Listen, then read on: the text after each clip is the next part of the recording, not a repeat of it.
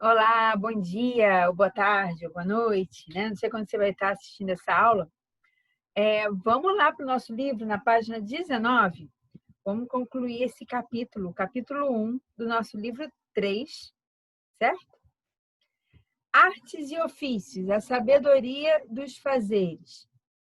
No final, a gente vai ter um passeio virtual muito legal, tá? Então, vamos prestar atenção. O que eu marcar aqui, marca aí também, para que esse passeio seja completo, tá bom? Como já estudamos até aqui, os artefatos que os indígenas produzem e que, para os não indígenas, têm valor artístico, visual e culturalmente, têm uma função direta no cotidiano deles. Suas características se mantêm geração após geração a cada povo que tem suas visualidades. De outra forma, podemos ordenar os objetos que produzimos com diferentes desenhos. O artesanato é uma mistura dessas duas situações, pois tende a manter as visualidades e os modos de fazer as peças ao longo das gerações, mas varia de acordo com o produtor e mestre artesão e a região geográfica. Então, marca sobre esse conceitozinho de artesanato, que é uma mistura, né, dessas informações. Oi, será que eu consigo aqui? Um produto artesanal é algo feito à mão, fora do processo industrial, certo? E todo mundo conhece, já tem contato com essa matéria artesanal, assim, né? A gente sempre tem alguma coisa, um paninho bordado ou pintado, né? Uma peça decorativa, um jarro, certo? Um produto artesanal. As chamadas artesanias são tão importantes que várias delas são parte do patrimônio nacional e mundial. No Instituto do Patrimônio Histórico Artístico Nacional, o IFAM, há um livro dos saberes, onde estão registrados alguns conhecimentos ligados à nossa cultura de forma tradicional. Há umas tradições, né? Há umas artes feitas por esses artistas de artesanato que são muito características dos lugares, né? As cerâmicas marajoaras, né? É um exemplo de arte específica de um local, né? Arte feita pelos artesãos, certo? Viola de coxo, um instrumento sustentável. Vamos dar uma lida aqui. É uma das peças, né, dentro desse livro dos saberes. Ó. Um dos registros do livro dos saberes refere-se ao modo de fazer uma viola de coxo. Esse instrumento é feito nos estados de Mato Grosso e Mato Grosso do Sul, na região da bacia do Rio Paraguai. Por isso, produzida com materiais da fauna e da flora, do Cerrado e do Pantanal, sua existência depende da preservação ambiental. A medida de cada viola tem a proporção do braço do instrumentista, que será também o artesão. Né? Então, é uma viola feita sob medida, assim, né? Inédita, exclusiva, na verdade. Ou seja, a mesma pessoa que toca é a que produz o instrumento. A viola de coxo é feita a partir de um pedaço inteiriço de madeira, que é cavado com a mesma técnica utilizada para fazer os coxos dos bovinos. Por isso ele tem esse nome. Coxo é onde senta assim, né? Veja a diversidade de matérias-primas naturais envolvidas na produção de uma viola de coxo. E aí a gente tem aqui o corpo do instrumento é feito tradicionalmente de árvores como chimbua e sarã de leite, mas podem ser usadas de mangueira, cedro rosa e cajamanga, né? O corpo do instrumento. O tampo da peça é feita de raiz da figueira ou de uma madeira de origem asiática, chamada teca. As peças menores dos instrumentos, como o espelho e as cravelas, utilizam cedro, mogno e aroeira. A cola utilizada no feitio é um grude feito à base da bexiga natatória das piranhas ou uma cola de batata de sumaré. Interessante, né? Para preparar os pontos dos instrumentos é necessária a cera de abelha. Na tradição, as cordas eram feitas de tripas de algumas espécies de macaco. Uau! Atualmente, são mais comuns as cordas de nylon, assim como já usam colo industrial e cera artificial. Né? Imagina, ai, dá nervoso, né? Com a viola de coxo, as pessoas se reúnem para ouvir o cururu e o siriri, gêneros ligados às brincadeiras populares da região da origem indígena. Beleza? O modo de fazer renda irlandesa. Quem nunca viu um trabalho de renda, né? Aquele bordado lindo, né?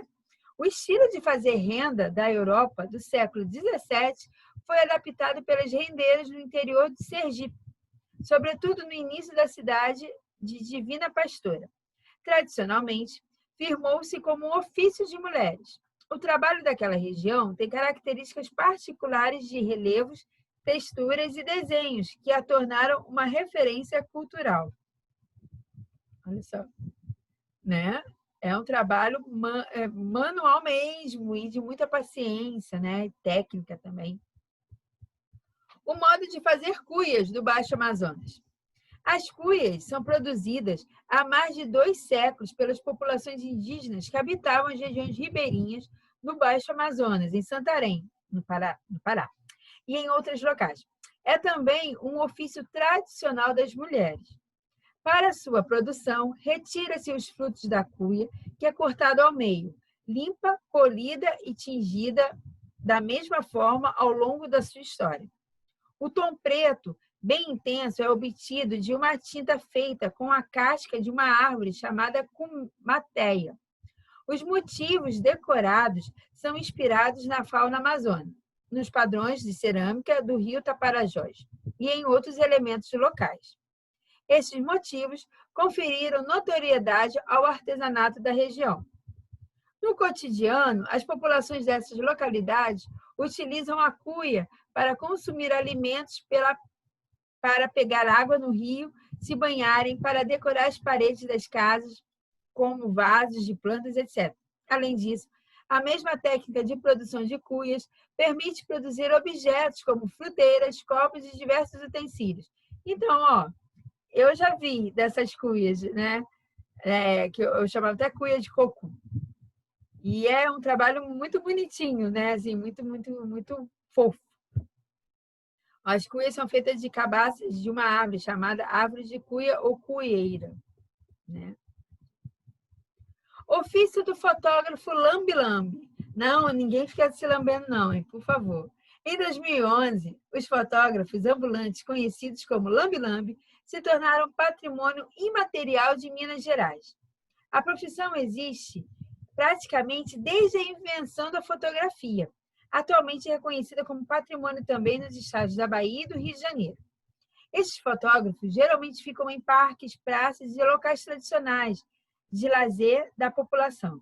Antigamente, era um único modo que possibilitava à maioria das pessoas o acesso às suas próprias imagens fotografadas. Então, o lambe-lambe é esse aparelho aqui, tá? Aonde se tira uma foto, né? Assim, é um aparelho de fotografia muito antigo, muito, muito antigo. Eu confesso que eu nunca vi, né? E acharia muito interessante assim conseguir um turista e um fotógrafo lambe-lambe, assim, de tirar uma foto nesse tipo de aparelho, de instrumento, né? E uma das propostas do nosso livro é conhecer esse museu aqui, que é lindo, gente. Esse eu conheço. Foi o Museu de Artes e Ofícios, fica na cidade de Belo Horizonte, Minas Gerais. Seu acervo, formado por 2.500 peças, mostra a trajetória das atividades profissionais relacionadas ao trabalho, às artes e aos ofícios no Brasil. As peças do acervo recontam as histórias das artes manuais e das manufaturas do século XVIII ao XX. Né? Tem lá esse link, eu vou deixar também tanto na plataforma quanto no plano de estudos, tá? Antes da gente ir nesse museu, assim que a gente acabar esse passeio, né, eu vou convidar vocês a fazerem a parada obrigatória da página, deixa eu olhar aqui, da página 22, tá? São 1, 2, 3 perguntinhas sobre isso que você acabou de ver e assistir, tá? Então, vou colocar aqui pra gente, espero que vocês gostem, espero que dê certo. Se falhar o áudio ou alguma coisa, não se preocupa, porque a gente pode, você vai ter o link lá para você poder visualizar, tá bom? Vou colocar aqui e vou tentar sumir para a gente passear, tá bom? Só um pouquinho. Foi. Essa é a Praça da Estação. Deixa eu ver se eu consigo colocar o áudio para vocês.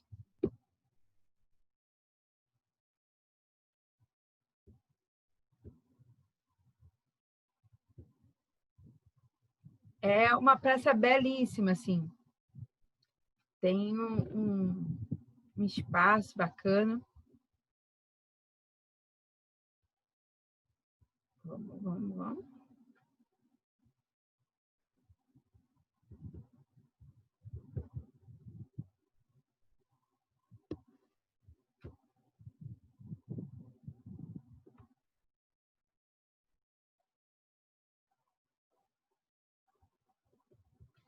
Vamos entrar um pouquinho nessa parte aqui. Nas costas, nos ombros, no pescoço e na cabeça de homens é que se arrebatavam não só fardos e caixas de mercadorias, como também viajantes, esses descanchados no cangote, ou então, como preferiam os mais comodistas e aquinhoados, espichados em redes frescas e acalentadoras ao balanço ritmado das passadas dos carregadores. Até quase meados do século XVIII, o transporte de carga no Brasil empregava principalmente a força humana. Eram usados para essa finalidade escravos africanos ou índios. No século XIX, os negros que sobreviviam nas cidades carregavam de tudo por um vintém. Apesar da crescente modernização das tecnologias de produção, algumas atividades ainda utilizam o trabalho braçal. Nos portos, por exemplo, carregadores e estivadores continuam se valendo da força de seus ombros e músculos. A grande diferença: muito, pouco, bastante, alto, baixo, nem tanto, grande, pequeno, médio, pesado, leve, quase cheio, quase vazio, lento, rápido, grosso, fino, médio, longe, perto, logo ali, mais ou menos. Noções como essas variam de pessoa para pessoa, conforme a situação, a percepção corporal e a experiência de vida de cada um. São, portanto, subjetivas e relativas. Unidades de peso de medida são um denominador comum, determinado para que diferentes matérias e diferentes grandezas possam ser compartilhadas sem mal-entendidos. Sabe-se que os pesos tiveram padrões estabelecidos em 2650 a.C., caindo ao longo do tempo em desuso e foram reintroduzidos em 570 a.C., influenciando os sistemas de pesagem dos persas, dos gregos e dos romanos. Mas havia unidades de peso muito díspares, diferentes de região para região, de mercadoria para mercadoria. A mesma pulverização de unidades de medida, usadas principalmente nas trocas comerciais, acontecia na Idade Média, quando houve algumas tentativas vãs de unificação. Você pode passear por todo o museu. Veja com quantos ofícios se faz um museu. Veja com quantos ofícios se faz um museu. Veja com quantos ofícios se faz.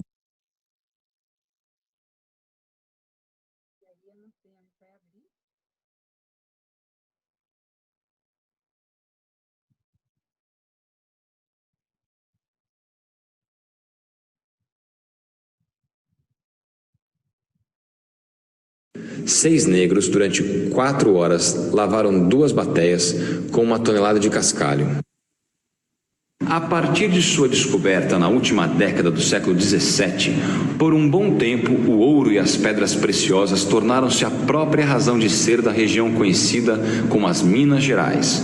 Encontrar veios auríferos no aluvião dos incontáveis cursos d'água que cortavam as Gerais e deles retirar o ouro era tarefa relativamente fácil durante quase toda a primeira metade do século XVIII. As técnicas mineratórias disponíveis na época da febre do ouro eram rudimentares e as ferramentas simples e poucas.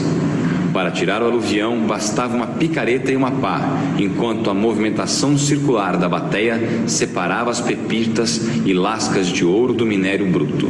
O trabalho era bastante árduo, pois o minerador se expunha simultaneamente ao calor do sol tropical e ao frio das águas correntes, enquanto os vários movimentos exigidos pelo processo de remoção do minério bruto e de separação do ouro nas bateias era extremamente cansativo.